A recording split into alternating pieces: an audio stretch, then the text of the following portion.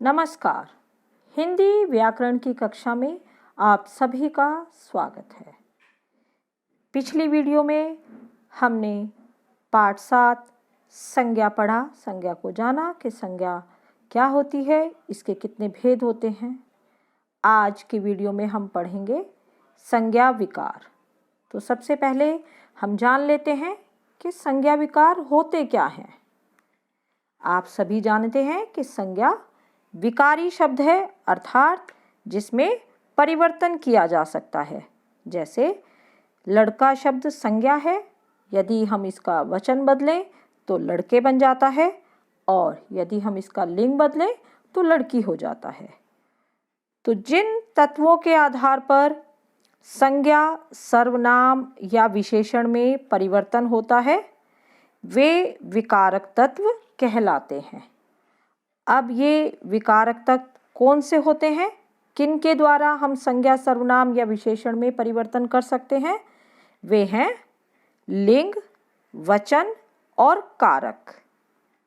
इन्हीं के द्वारा वाक्य में शब्दों की स्थिति के आधार पर विकार या परिवर्तन आता है। जैसे यदि मैं कहूँ कि लड़का पढ़ रहा है, लड़के पढ़ रहे हैं, तो आपने देखा कि यहाँ पर जो क्रिया में परिवर्तन आया या लड़के में जो परिवर्तन, लड़का शब्द से लड़के बन गया, वह परिवर्तन किसके द्वारा आया? वचन के द्वारा। तो वचन, लिंग और कारक यही संज्ञा के विकारक तत्व कहलाते हैं।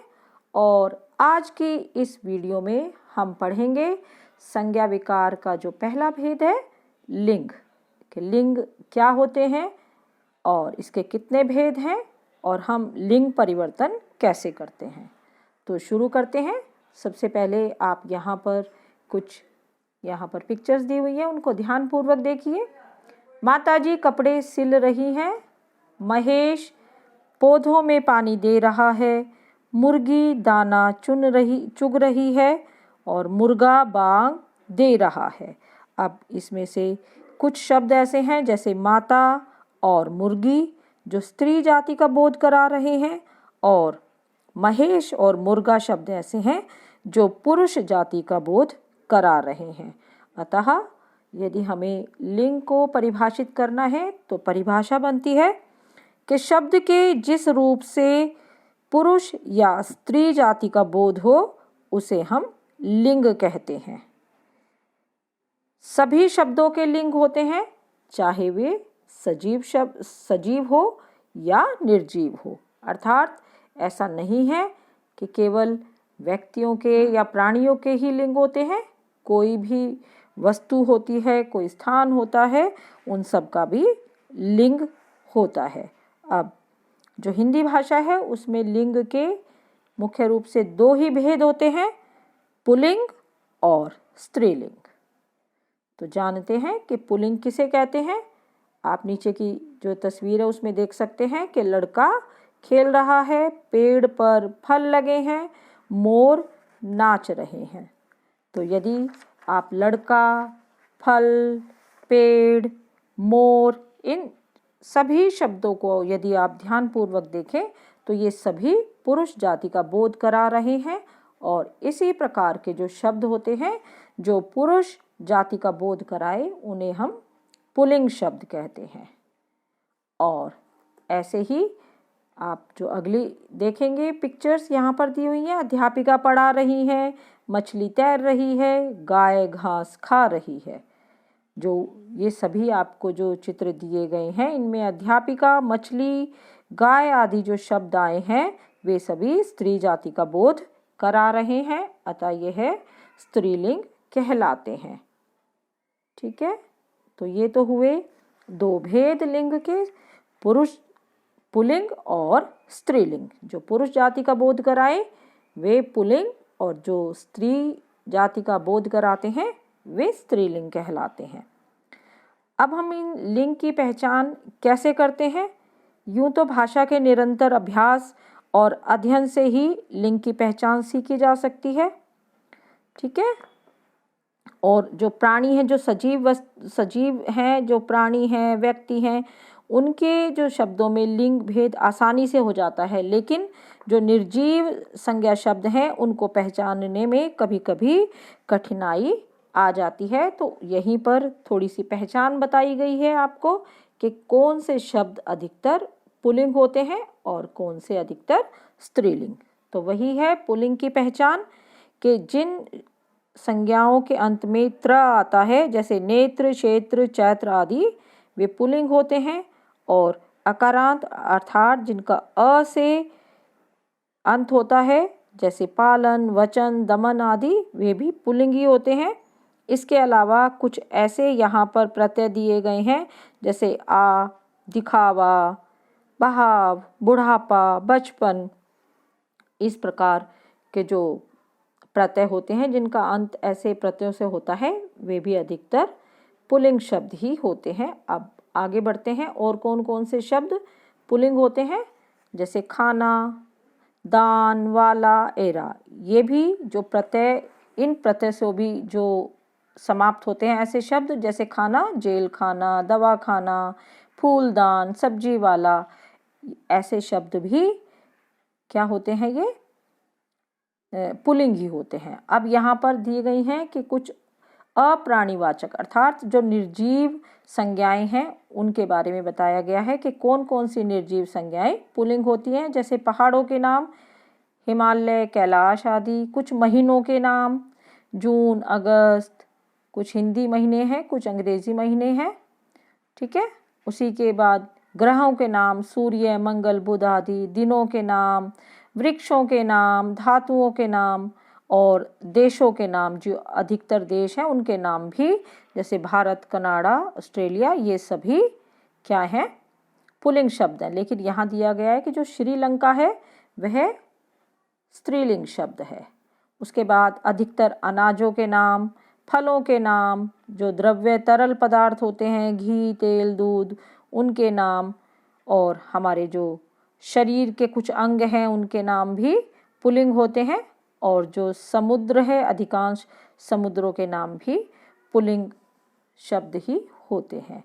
अब इसी प्रकार यदि हम स्त्रीलिंग की पहचान करें तो यहाँ भी आपको कुछ प्रत्यय दिए गए हैं, जो जिनके अंत में ये प्रत्यय जुड़े होते हैं, अधिकतर वे स्त्रीलिंग शब्द होते हैं, जैसे आहट, घबराहट, मुझे घबराहट हुई, हुआ नहीं, हुई। इसी प्रकार बनावट, इया, चिड़िया, कुतिया, बुढ़िया, ता, सरलता, मनुष्यता, एकता। इसी प्रकार आई, चढ़ाई, लिखाई। अब लिखाई कहते हैं कि मोहन की लिखाई बहुत सुंदर है। इसी प्रकार आरी, त, ईमा, महिमा, कालिमा, लालिमा, ये सभी स्त्रीलिंग शब्द होते हैं। इसी प्रकार जिनके पीछे री लगा होता है, परी, गठरी, गिलहरी, ये भी सब स्त्रीलिंग शब्द ही होते हैं। उसके बाद आता है उकारांत तत्सम संज्ञाएं, ठीक है, जो उ से समाप्त होने वाली होती हैं, ऋतु, आयु, वायु। इस प्रकार के शब्द प्रायः स्त्रीलिंग होते हैं। इकारांत अर्थात जिनका समाप्त किससे होती है, ई से, जैसे अग्नि, शांति, हानि, ये भी स्त्रीलिंग संज्ञाएं होती हैं, स्त्रीलिंग शब्द होते हैं। उसके बाद जो शरीर के कुछ अंग दिए गए हैं, आँख, मूंछ, कमर आदि। जो नदियां हैं उनके नाम भी, नक्षत्र अर्थात रोहिणी, अश्विनी, भरणी आदि। इसी प्रकार कुछ जो तिथियां हैं, पूर्णिमा, अमावस्या, प्रथमा, द्वितीया, ये भी सब स्त्रीलिंगी होते हैं। लिपियों के नाम, बोलियों के नाम, भाषाओं के नाम, ये सभी किसमें होते हैं, जो भी, जैसे हमारी हिंदी भाषा है, पंजाबी है, ये सभी स्त्रीलिंग शब्द होते हैं। इसी प्रकार से ही झीलों के नाम, ठीक है, सांभर झील है, चिल्का, सुखना आदि, ये सभी झील हैं, उनको भी कौन से शब्द होते हैं, ये भी स्त्रीलिंग होते हैं। अब यहाँ पर दिया गया है कुछ शब्द हैं जो सदैव ही पुल्लिंग होते हैं और जो सदैव ही स्त्रीलिंग शब्द होते हैं। तो हम देखें कि कुछ शब्द ऐसे हैं, जैसे भेड़िया, बाल, खरगोश, कौआ, चीता, ये सदा ही पुल्लिंग में ही आते हैं। इनका यदि हमें इनका स्त्रीलिंग बनाना है तो इनके आगे हम मादा जोड़कर इनका हम स्त्रीलिंग शब्द बनाते हैं। इसी प्रकार कुछ ऐसे शब्द हैं जैसे मकड़ी, मैना, तितली, छिपकली, ये सभी शब्द कैसे आते हैं? हमेशा ही स्त्रीलिंग शब्द होते हैं। और यदि इनका हमने पुल्लिंग बनाना है, पुल्लिंग में बदलना है, तो इनके आगे हम नर का प्रयोग करते हैं। जैसे तितली, नर तितली, तितला नहीं होता। इसी प्रकार छिपकली है तो छिपकली में नर छिपकली आएगा, ना कि छिपकला। ठीक है बच्चों। इसी प्रकार जो तोता शब्द है, इसके आगे हम मादा तोता लगाकर इसका लिंग बदलेंगे, ना कि तोती। तो ये तो हुए जो कुछ शब्द सदैव ही पुल्लिंग या स्त्रीलिंग में होते हैं। इसके अलावा कुछ ऐसे भी शब्द होते हैं जो स्त्रीलिंग और पुल्लिंग के लिए बराबर ही, एक ही, दोनों समान होते हैं। जैसे गवर्नर, राजदूत, राज्यपाल, मुख्यमंत्री। दिल्ली के मुख्यमंत्री अरविंद केजरीवाल हैं। ठीक है। यदि कोई महिला मुख्यमंत्री भी है तो उसके लिए भी मुख्यमंत्री का ही प्रयोग किया जाता है। जैसे जो श्रीमती प्रतिभा पाटिल भारत की पहली महिला राष्ट्रपति थी, यहाँ पर हम राष्ट्रपत्नी नहीं लगाएंगे, राष्ट्रपति थी। ठीक है। ये तो हुआ स्त्रीलिंग और पुल्लिंग के बारे में। अब हम स्त्रीलिंग में परिवर्तन किस प्रकार करते हैं? पुल्लिंग से स्त्रीलिंग अनेक प्रकार से हम बनाते हैं। तो यहीं पर उसके हैं कि आ में बदलकर, यदि अंत में ए है तो उसको आ में बदलकर, जैसे आचार्य, बाल से बाला, अनुज से अनुजा। इसी प्रकार जहाँ अ होता है वहाँ ई भी लगाकर स्त्रीलिंग बनता है। जैसे देव से देवी, गोप से गोपी, नर से नारी। और आगे हम देखते हैं कि आ को ई में बदलकर भी स्त्रीलिंग शब्द बनाए जाते हैं। जैसे बेटा से बेटी, भतीजा से भतीजी, गधा से गधी। और इसी प्रकार आ को ईया में बदलकर भी स्त्रीलिंग बनते हैं। बूढ़ा से बुढ़िया, डिब्बा से डिबिया, गुड्डा से गुड़िया। और जो अन्य प्रकार हैं वो भी आप देखिए। अक को ईका में बदलकर अर्थात जैसे अध्यापक से अध्यापिका बना दिया, चालक से चालिका, पाठक से पाठिका। और जो ये आप ये देखिए जो व्यवसाय से जुड़े शब्द हैं, जैसे ग्वाला अर्थात जो दूध बेचने वाला, धोबी कपड़े धोने वाला, इनमें हम इन लगाकर इनका हम लिंग बदल देते हैं। जैसे ग्वाला से ग्वालिन, धोबी से धोबिन, पुजारी से पुजारिन। और भी अनेक प्रकार हैं जिनसे हम लिंग परिवर्तन करते हैं। यहाँ कुछ दिए गए हैं। जैसे अंत में नी लगाकर ऊंट से ऊंटनी, चोर से चोरनी, शेर से शेरनी।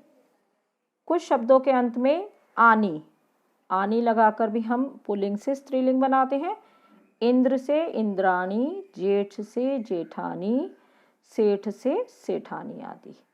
इसी प्रकार आइन शब्द लगाकर भी हम लिंग बदल सकते हैं, लिंग में परिवर्तन कर सकते हैं। जैसे गुरु से गुरुआइन, ठाकुर से ठकुराइन, पंडित से पंडिताइन। इसी प्रकार मति या वति लगाकर भी हम पुल्लिंग शब्दों का स्त्रीलिंग बना सकते हैं। जैसे श्रीमान, श्रीमती, भगवान, भगवती। यहाँ हमने मति और वति शब्द जोड़कर लिंग बदल दिया। अब कुछ विशेष भी हैं जिनका जो ऊपर जितने भी हमने तरीके बताए हैं उनके अतिरिक्त भी लिंग बदला जाता है। जैसे माता का पिता, राजा रानी, सम्राट सम्राज्ञी, पति पत्नी, पुरुष स्त्री, आदमी औरत, साधु साध्वी आदि।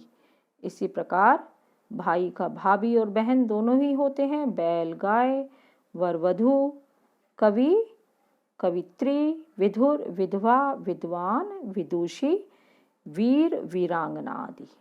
तो बच्चों ये तो हमने जाना संज्ञा विकार का जो पहला भेद है क्या है, लिंग।